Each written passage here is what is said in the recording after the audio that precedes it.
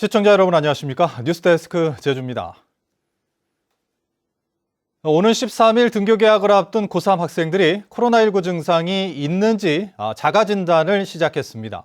하지만 교육부 지침상 고3과 함께 등교 개학이 허용된 소규모 초중학교는 등교 개학 날짜도 정하지 못해 늑장 행정이라는 비판이 나오고 있습니다. 김항섭 기자의 보도입니다. 올해 고등학교 3학년인 신윤중 군. 등교 개학을 앞두고 코로나19 자가진단 인터넷 사이트에 접속해 개인정보를 입력해보지만 오류 메시지가 뜹니다.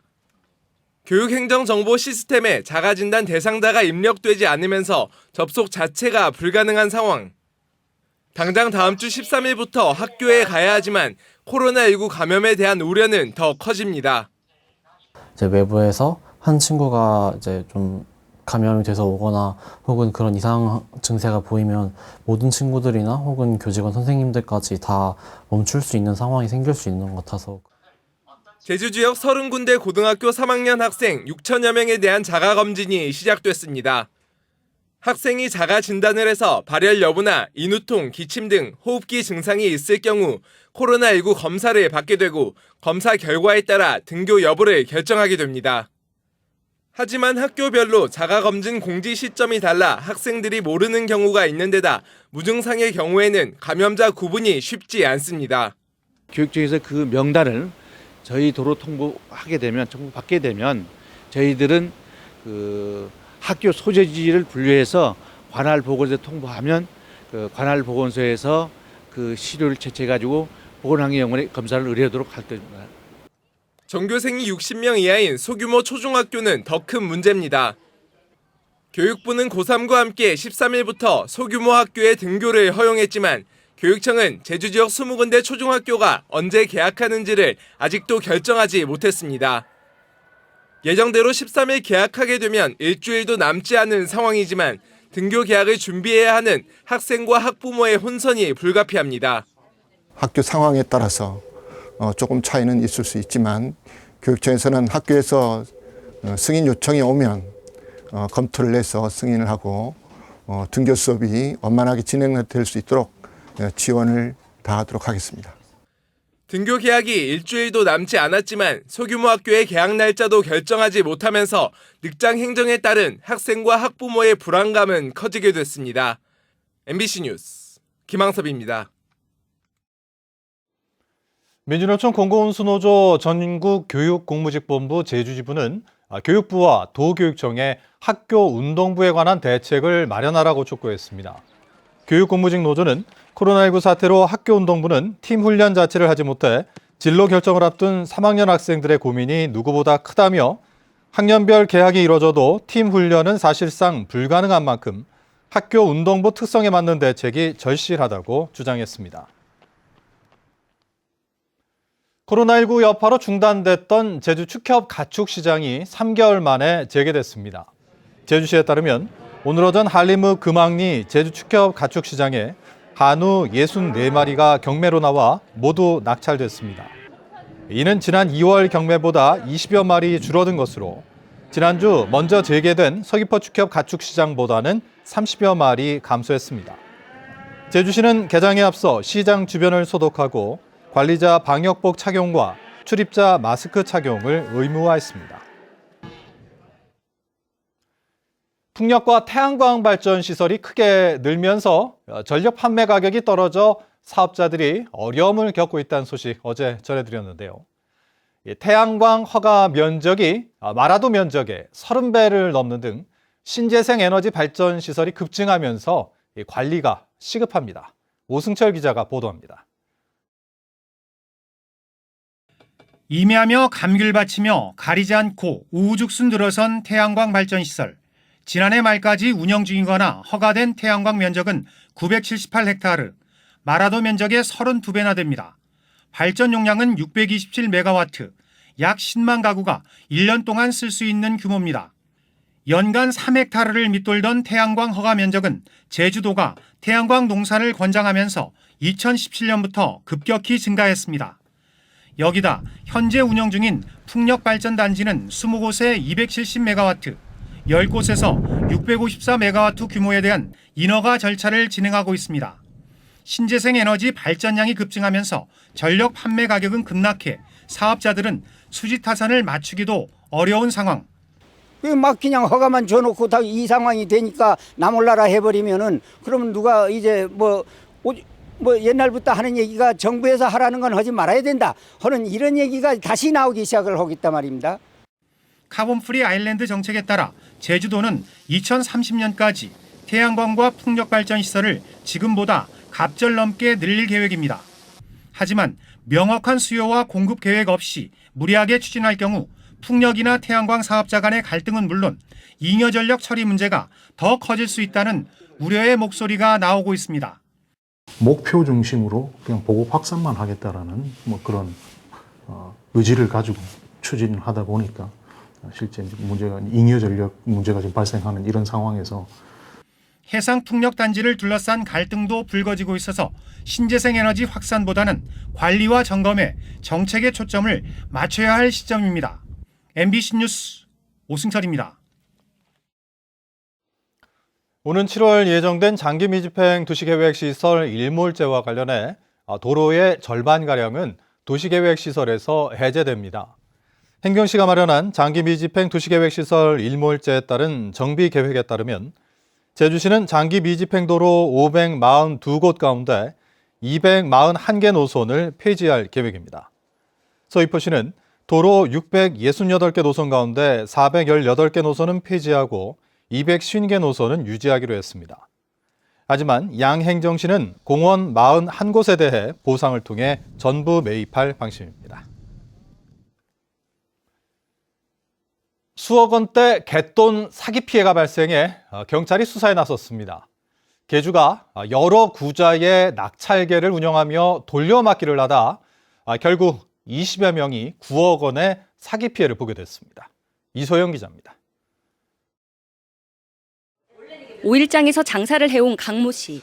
자녀 결혼 자금을 마련하기 위해 동료 상인들과 개를 시작했다 원금까지 떼이게 됐습니다.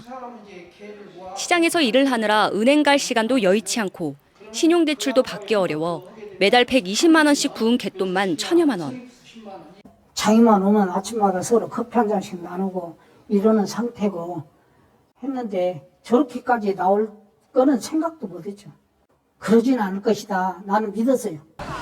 또 다른 상인 김모 씨도 3억 원이나 떼이게 됐습니다. 개주와 워낙 오래 알고 지낸 데다 은행 이자보다 더 받을 수 있다는 말에 같은 개주가 운영하는 구자 4곳에 갯돈을 부었지만 한순간에 날리게 됐습니다. 1년에 원 수입만 2억이 간다. 우리 수입만 2억이 가고 집도 있고 재산도 있고 차도 몇 대 된다. 외대학 차도 있고 이런 상황인데 아줌마 돈 우리 하나 해결 못 하겠는가. 걱정 말고 소리 없이 계속 하라 이러던데요.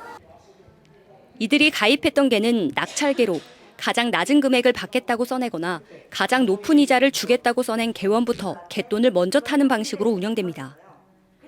통상적인 순번개와 달리 늦게 탈수록 높은 수익을 올릴 수 있다 보니 경찰에 신고한 피해 상인만 26명, 피해 금액은 9억 원이 넘습니다.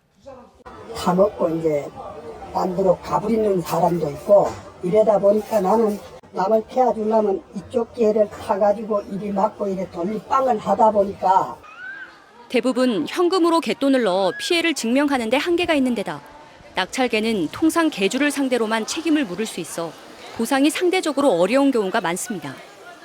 개주의 신용 상태와 재정 상태 그리고 갯돈 관리 방식 등은 물론이고 개원들 간의 관계와 약정 등도 사전에 꼼꼼하게 따져볼 필요가 있습니다. 사적 모임인 개는 제도권 금융상품이 아닌 만큼 위험성이 커 각별한 주의가 필요합니다. MBC 뉴스 이소연입니다. 제주시 한림농협의 노조 탄압 논란에 대해 농협중앙회가 감사에 착수합니다. 농협중앙회 조합감사위원회는 제주검사국 직원들을 내일과 오는 11일 한림농협에 보내 노조위원장 등 직원 4명을 본인 동의 없이 다른 지역 농협으로 강제 전적시킨 것과 관련해 규정 위반 여부에 대한 감사에 나섭니다. 전국협동조합노조 제주본부는 한림농협뿐 아니라 다른 농협의 강제 전적과 인권 침해, 차별도 감사하라고 요구했습니다. 오는 9일 제주 유나이티드가 홈구장에서 개막전을 시작으로 K리그 일정을 시작하는데요. 1위로 리그를 맞춰 2부 리그 강등을 서력한다는 각오를 다지고 있습니다. 박성동 기자입니다. 지난해 시즌에서 허망한 패배를 거듭하면서 K리그 12위 꼴찌로 밀려난 제주 유나이티드. 2017년에는 준우승까지 거머쥐었지만 창단 이래 처음으로 2부 리그로 강등됐습니다. 올해 K리그 개막전을 앞두고 절치부심 구슬땀을 흘리고 있습니다. 팀 운영을 두고 구단과 선수단 사이 있었던 갈등을 추스르고 사기를 끌어올리고 있습니다. 좀 안 좋은 부분도 있었던 거는 분위기가 있었던 것도 사실이지만은 또 남길 감독님께서 팀을 어떻게 보면 잘 만드셨고 또 저희 선수들 또한 또 분위기 또한 굉장히 많은 변화가 있었던 건 사실이었던 것 같아요. 유나이티드는 올 시즌 우승과 1부 리그 승격을 노리고 있습니다. 2부 리그에서 유력한 경쟁 상대가 많지 않고 득점왕 정조국과 수비의 큰 기둥인 발렌티노스 등 우수한 선수를 대거 영입해 선수단은 지난 시즌보다 더 탄탄해졌습니다. 특히 올해 초 구단장과 감독을 함께 교체해 팀워크 강화에 힘쓰고 짧은 패스가 특기인 유나이티드의 장점을 강화하고 있습니다. 패싱 위주로 하는 그런 축구를 계속해서 유지해 갈 것이고요. 무엇보다 중요한 거는 라인을 좀 내리지 않고 또 강한 압박을 통해서 아니면 저희가 충분하게 훈련하고 있는 빌드업을 통해서 많은 찬스를 좀 만드는 축구를 좀 하고 싶어요. 이번 리그는 코로나19 영향으로 관중 없이 진행되고 당초 예정된 36경기는 27경기로 축소됐습니다. 그만큼 우승에 대한 윤곽도 빨리 드러날 것으로 보이는데 선수들의 자신감도 높습니다. 작년에 많은 실망감을 안겨드렸다면 또 올해 같은 경우는 홈에서만큼은 절대 꼭 승리할 수 있는 경기를 했으면 좋을 것 같고 저는 뭐 좀 어떻게 보면 가장된 얘기일 수는 있지만 홈 전승을 하면 굉장히 좋을 거라고 생각을 해요. 올 시즌 우승을 향한 뜀박질을 시작한 제주 유나이티드는 이번 달 열릴 5경기에서만 4경기 이상 승리를 다짐하며 포부를 밝혔습니다. MBC 뉴스 박성동입니다. 제주 MBC는 내일자로 보직 간부 인사를 단행했습니다. 보도국장 겸 편집부장의 김현선, 취재부장의 홍수연 차장을 발령했습니다.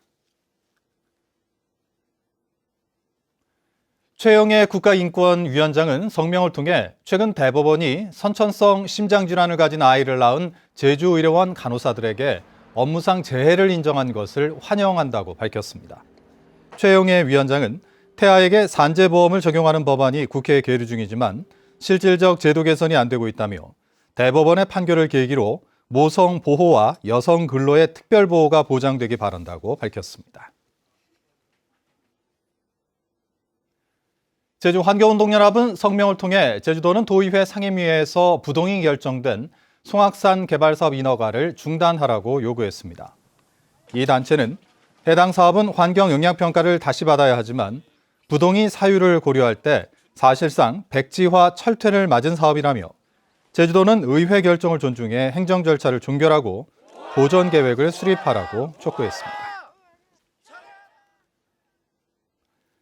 지난달 시멘트 트레일러 노조원들이 제주도청에 진입하려다 출입문이 파손된 사건과 관련해 경찰이 수사에 착수했습니다. 제주 서부경찰서는 제주도가 노조원들을 재물 손괴 혐의로 고발함에 따라 화물연대 제주지부장 등 7명에게 출석 요구서를 발부했습니다. 경찰은 CCTV 영상을 분석해 입건 대상을 가려낼 예정인데 민주노총은 중대한 노조 탄압이라며 내일 기자회견을 갖기로 했습니다. 제주에서 운행 가능한 전세버스 차량이 1년 더 연장됩니다. 제주도 교통위원회는 심의를 열어 기존 12년이던 전세버스 운행 가능 차량을 13년으로 1년 늘리는 차량 연장안을 통과시켰습니다. 차량 연장은 다음 주 고시를 거쳐 바로 시행될 예정으로 전세버스 1,800여 대의 운행 기간이 연장돼 업계는 223억 원의 절감 효과를 기대하고 있습니다. 한편 차량 연장으로 인한 안전성 논란에 대해 제주도는 노후화로 인한 전세버스 사고는 0.3%에 그친다고 설명했습니다. 이상으로 뉴스데스크 제주를 마칩니다. 시청해주신 여러분 고맙습니다.